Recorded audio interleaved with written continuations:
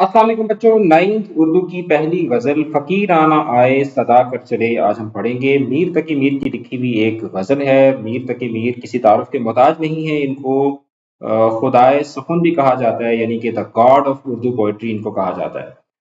اس کا مطلب ہے، یعنی مطلب پہلے شعر کو کہا جاتا ہے جو ہم ردیف و ہم کافی ہوتا ہے کسی بھی غزل کا۔ شاعر یہ کہتے ہیں کہ فقیرانہ آئے، یعنی فقیروں کی طرح آئے، صدا کر چلے، آواز لگا کر جا رہے ہیں، یعنی یہ دعا کرتے ہوئے جا رہے ہیں، میاں خوش رہو ہم دعا کر چلے۔ یہاں پر میاں کا لفظ جو ہے یہ کیا ہے؟ یہ حرف ندا ہے۔ تو شاعری کہتا ہے کہ انسان دنیا میں کسی فخر، دعوے یا زیادہ مطالبے کے لیے نہیں آیا، وہ ایک فقیر کی طرح آیا، یعنی بہت سادہ اور عاجز شخص۔ خاموشی، فروتنی اور عاجزی کے ساتھ زندگی گزارنا ہی اصل مقصد ہے۔ جاتے وقت بھی کسی سے شکایت یا غرور نہیں لے کر جانا چاہیے۔ تو شاعر ہمیں یہ بتاتا ہے کہ زندگی کا اصل اثر یہ ہے کہ ہم لوگوں کے دلوں پر اچھا اثر چھوڑیں۔ جیسے خوشبو یا صدا دل کو چھو جاتی ہے، ویسے ہی ہماری نیک نیتی، دعا اور اچھے اعمال لوگوں کے دلوں میں یادگار بن جاتے ہیں۔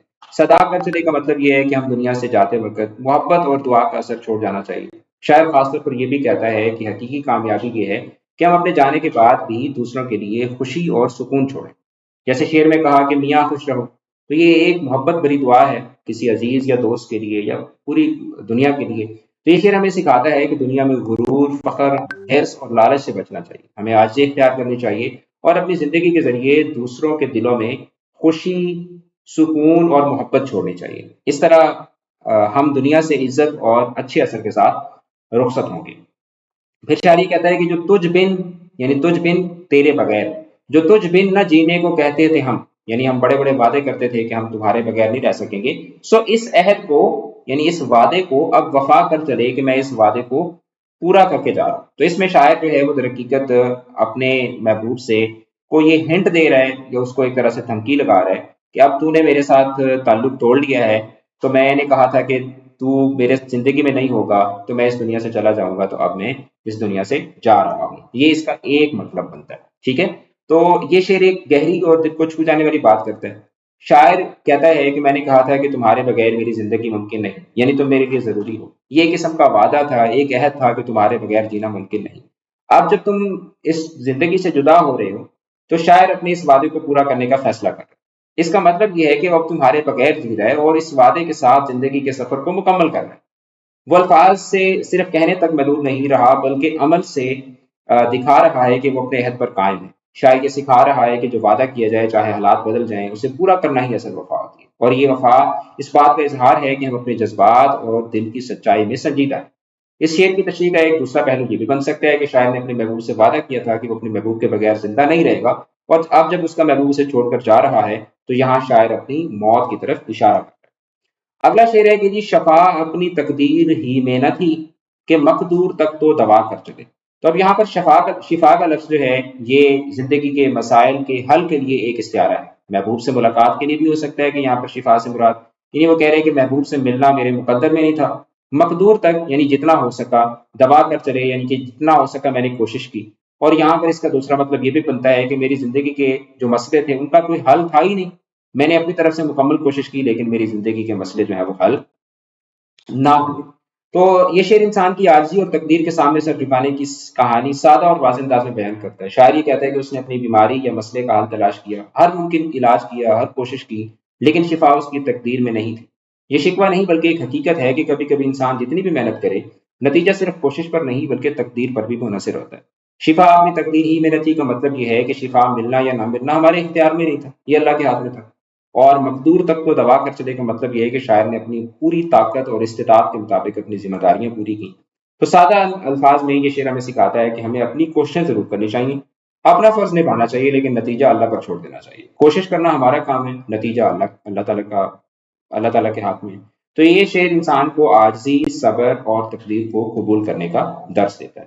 پھر شاعر یہ کہتے ہیں کہ جبیں سجدہ کرتے ہی کرتے گئی، حق کے بندگی ہم ادا کر چلے۔ بڑا سمپل سا شعر ہے، جبیں پیشانی کو بولتے ہیں، تو یہ مجاز مرسل ہے، ٹھیک ہے، کیونکہ سجدہ جو ہے وہ صرف پیشانی تو نہیں کرتی نا، پورا جسم کرتا ہے، تو یہاں پر جز کہہ کر کل مراد دیا جا رہا ہے۔ تو یہ در حقیقت عبادت کا فلسفہ جو ہے وہ اس شعر کے اندر بتایا جا رہا ہے۔ تو یہ شعر انسان کی حقیقی عبادت اور بندگی کو آسان اور واضح انداز میں بیان کرتا ہے۔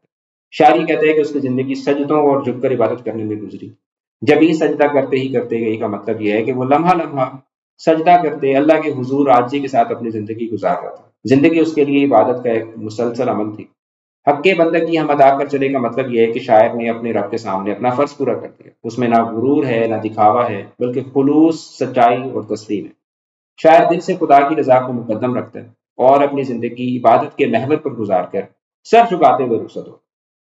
تو سادہ الفاظ میں یہ شعر یہ سکھاتا ہے کہ عبادت صرف رسم یا رواج نہیں، بلکہ زندگی کا مقصد ہونا چاہیے۔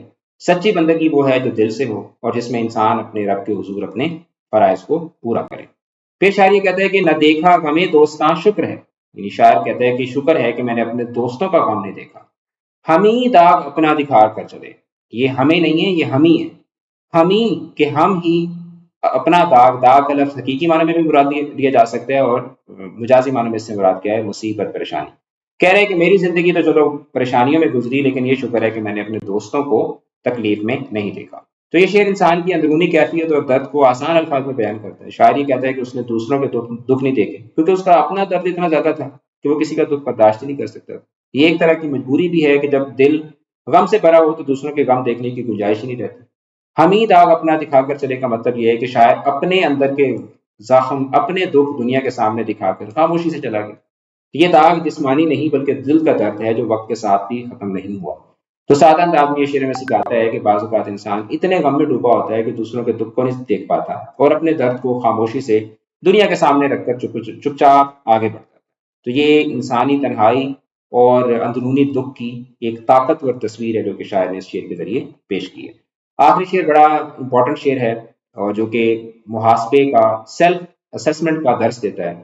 کہتے ہیں کہیں کیا جو پوچھے کوئی ہم سے میر، جہاں میں تم آئے تھے کیا کر چلے۔